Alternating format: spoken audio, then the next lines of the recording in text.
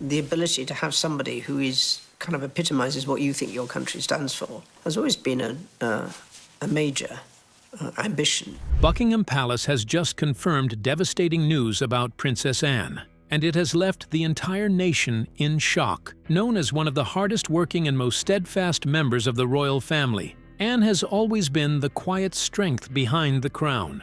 But now that strength is being tested like never before, insiders reveal that this heartbreaking development has deeply shaken King Charles and the entire royal circle. So, what happened to the Princess Royal? And how will this news change the monarchy forever? Let's uncover the full story. A day of unseen grief at Buckingham Palace. Over London, the morning sky hung heavy and pale, as though it carried its own sorrow. Inside Buckingham Palace, the usual rhythm of royal life unfolded. Footsteps across marble floors, hushed conversations in the corridors. But an unusual tension lingered in the air. A sealed envelope, marked urgent, had arrived. The aide who delivered it hesitated at the door, sensing the weight of its contents. Princess Anne, seated at her desk, sifting through papers from the previous evening, barely looked up as it was placed before her. The room fell silent, the kind of stillness that spoke louder than words. Her fingers hovered over the envelope before she finally opened it. The message inside was brief, yet crushing. As her eyes scanned the page, the color drained from her face. The composure she had cultivated over decades, through public scrutiny, family pressures, and relentless criticism, wavered, if only for a moment. She set the letter down, then picked it up again, almost hoping repetition could change the truth. But the words remained the same, heavy and final. The news was not something duty, ceremony, or protocol could soothe. The ticking clock on the wall grew louder with each passing second, stretching time into a slow, unbearable rhythm. Princess Anne leaned back, closing her eyes, recalling storms she had weathered before, yet recognizing that this one was unlike any other. Outside, the palace gardens glimmered with calm serenity, but inside her heart, a tempest raged. A soft knock at the door announced her private secretary. He spoke quietly, offering to postpone engagements, to shield her from the public eye. She shook her head, voice low but resolute. "I will carry on." Duty remained her armor. Her staff moved carefully, speaking in whispers, aware that the princess bore a weight no one would see on camera. When Anne stepped later that afternoon into an official engagement, she did so with her signature precision and poise. Every step measured, every gesture deliberate. Yet those who looked closely could see the heaviness in her eyes, the invisible burden she carried. She greeted people warmly, listened intently, responded with clarity, but in fleeting moments her gaze drifted, tethered to the words that had upended her morning. The impact of the news spread beyond the palace walls, touching citizens who had long admired Anne's strength. At that moment, royalty was remembered as human. Later, as the palace lights glowed against the dark London sky, Princess Anne returned to her study. Alone, the mask she wore for the world finally slipped. She allowed herself to feel, to breathe, to acknowledge the grief that had no audience, letting it speak in the quiet solitude of her private sanctuary. What happens when private grief meets life-altering news? Let's dive into how Princess Anne navigates a moment that is both deeply personal and unexpectedly profound. A heartfelt loss. Within the royal family, the news that reached Princess Anne that morning was heavier than any official dispatch she had ever handled. It was not politics, protocol, or duty. It was personal. The envelope she held confirmed the fear she'd quietly carried but never wanted to face. Someone close, a constant presence in her life for decades, was gone. In the silence of her study, she whispered to herself, barely audible, "This cannot be real." It wasn't a public figure whose loss would make headlines. It was someone who had walked beside her through the quiet, unrecorded seasons of her life, a steady thread linking her to her past. The shock of it was immediate. One moment he had been there, as reliable as the ticking of the clock on the wall. The next, he was gone. There had been no farewells, no chance to say what needed saying.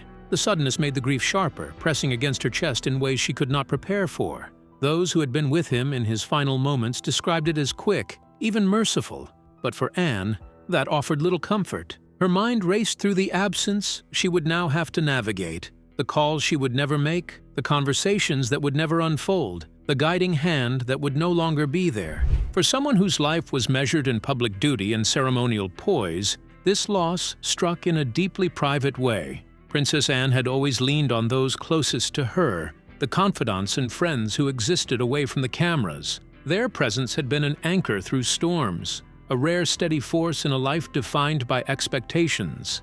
And now, that anchor is gone. She held the letter tightly, as if it were the last tangible link to him, and memories surfaced in sharp relief. Shared meals, quiet advice, small gestures of kindness that once seemed ordinary, but now felt priceless. Grief has a way of sharpening memory, turning moments long past into something almost immediate, almost touchable. When she finally met with close family later in the day, her voice was measured but fragile. "I never thought it would be this sudden," she admitted. Those who knew her well noted how unusual it was to hear the crack of emotion in her tone. This was sorrow in its purest form, unmasked and unavoidable. The loss was more than a death. It was the disappearance of a presence that had shaped her days and anchored her identity. Every familiar sound, every memory, became a reminder of absence.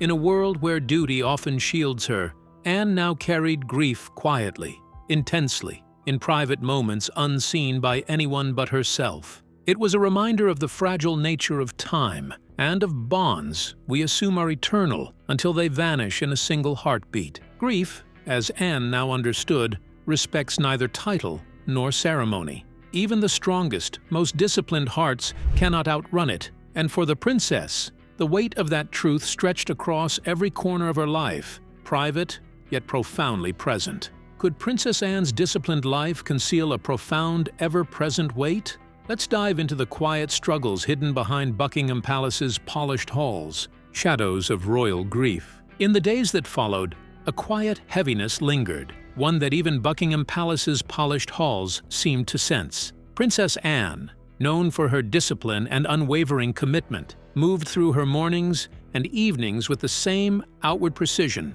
But those who watched closely saw the change. Her brisk steps had softened, her shoulders bore a subtle weight, and a distant look shadowed her eyes. The palace staff noticed immediately. The files still tucked under her arm, the meetings still attended, the ceremonies still performed, but something in her brilliance had dimmed. Alone in her study, Anne allowed herself small, private moments of reflection. She would stand by the window, gazing at the gardens she had walked countless times, where benches and trees now seemed to mark memory as much as landscape. Every rustle of leaves, every bird call carried a weight of absence. Moments shared and voices lost echoed in her mind, unseen by the public who only caught the steady posture and polite smile she displayed during engagements. Charity events, military ceremonies, and official gatherings continued, but the sparkle that once defined her presence was softened by grief. Family interactions shifted subtly as well. Conversations were quieter, laughter more measured. Anne listened more than she spoke, nodding politely, offering smiles that rarely reached her eyes. Yet there were moments of relief. Her daughter Zara's visits, the laughter of grandchildren running through the palace corridors, offered fleeting light. For a few minutes, she bent down, held them, and allowed herself a reprieve from the shadow of loss. But when they left, silence settled in again, echoing even louder. Evenings were the hardest. Princess Anne, practical and resolute, found herself drawn to letters, photographs, and tokens that held fragments of what had been lost. These private hours revealed a vulnerability rarely seen by anyone. The staff, who had watched her endure decades of public scrutiny without faltering, whispered among themselves as they witnessed a side of her strength reshaped by grief. Decisions were influenced subtly. Smaller projects postponed, focus reserved for work of greater consequence, words and speeches carrying a quiet weight that came not from duty, but from lived sorrow. Relief came in small escapes. Riding at Gatcombe Park, the rhythm of hooves, the wind on her face, offered moments of peace, a temporary separation from the ever-present shadow of loss.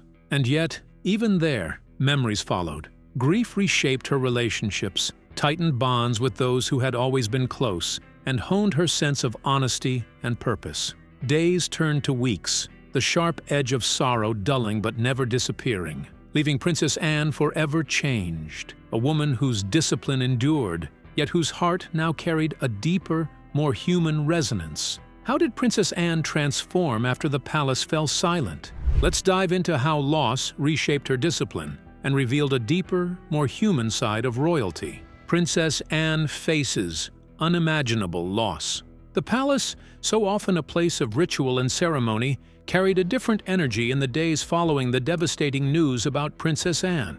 Its corridors were quieter, the usual rhythm of royal life slowed, and behind closed doors, the family gathered in ways that felt deeply personal rather than formal. Each member responded in their own way, but together they formed a protective circle around Anne, offering support in the only way a family can, through presence, patience, and quiet gestures. King Charles was among the first to sit with her. He had always known her resilience, had seen her navigate challenges without faltering, yet now he witnessed a rare vulnerability. For hours, they sat together in a private room at Clarence House, words sometimes unspoken, silence carrying the weight that language could not. Meanwhile, Prince Edward approached differently, bringing his wife Sophie along. Her presence was gentle, softening the edges of grief with small, thoughtful gestures. Edward spoke of lighter memories, moments from childhood meant to remind Anne that sorrow and laughter can coexist, that even in loss, life has its small joys. Princess Anne's daughter, Zara, became a constant presence at Gatcombe Park. She arrived with her own children, filling the house with energy, laughter, and the unspoken reassurance of family continuity. She never forced conversation about grief, but included her mother in everyday life, reminding her that sorrow did not need to be hidden, only acknowledged. Her son, Peter, expressed care in practical ways, managing schedules, handling minor tasks, and ensuring Anne was never left alone with the weight of her emotions. Staff later remarked that his quiet support spoke louder than words ever could. Extended families also played their part. Cousins, nieces, and nephews sent letters or visited, offering warmth and encouragement without amplifying the grief. Even Queen Camilla, whose relationship with Anne had often been distant, reached out. Her visits were informal but genuine, combining condolences with companionship. Observers noted that Anne seemed calmer after these encounters, touched by an unexpected kindness. At Balmoral, the atmosphere shifted further. Removed from London's formalities, Anne was surrounded by family who cooked, laughed, and shared memories. Dinner conversations flowed naturally, punctuated by quiet spaces for reflection. Her grandchildren, unaware of the full weight of her loss, became her unexpected anchors, climbing into her lap, tugging her into games, reading aloud, their innocence and unfiltered love offering comfort she could not find anywhere else. Even in public, the family's presence remained constant. At events, at engagements, each member stood close, a visible reminder that Anne did not face her sorrow alone. Words were not always necessary.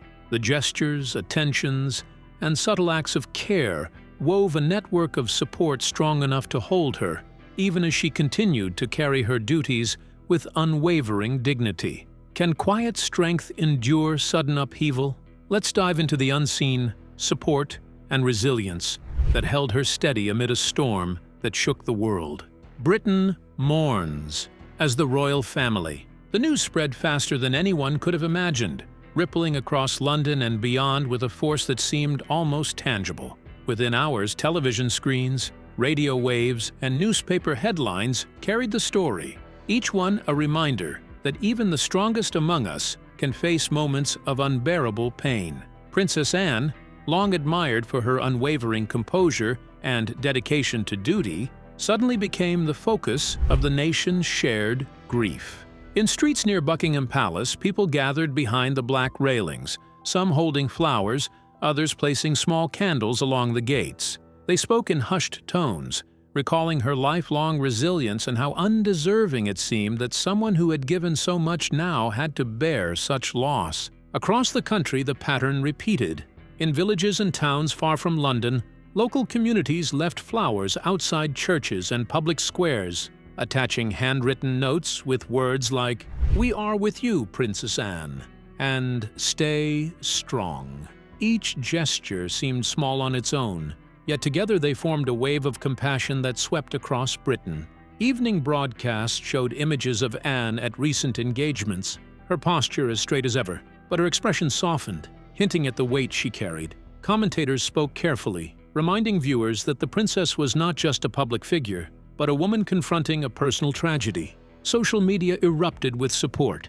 Hashtags in her honor trended for days. Teachers, nurses, soldiers, and ordinary citizens shared stories of their own experiences with grief. "She's just like us," one post read, capturing the sense that Anne's humanity bridged the gap between crown and citizen. In schools, children drew cards and pictures, rainbows and hearts accompanied by notes like, "We are thinking of you," which were later sent to the palace.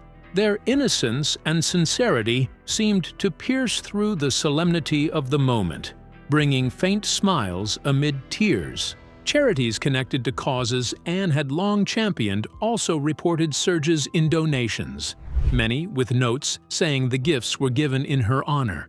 Even as the world watched, media outlets exercised unusual restraint. Tabloids, often relentless, held back on speculation, presenting the story with respect rather than sensationalism. It was a rare moment when the public and press reflected a shared understanding. Grief, though personal, can unite communities. Through their compassion for Princess Anne, people found themselves recalling their own experiences of loss, discovering that empathy could bridge the distance between royalty and ordinary life, between ceremony and the human heart. But what drives Princess Anne's remarkable resilience through a life of duty and quiet endurance?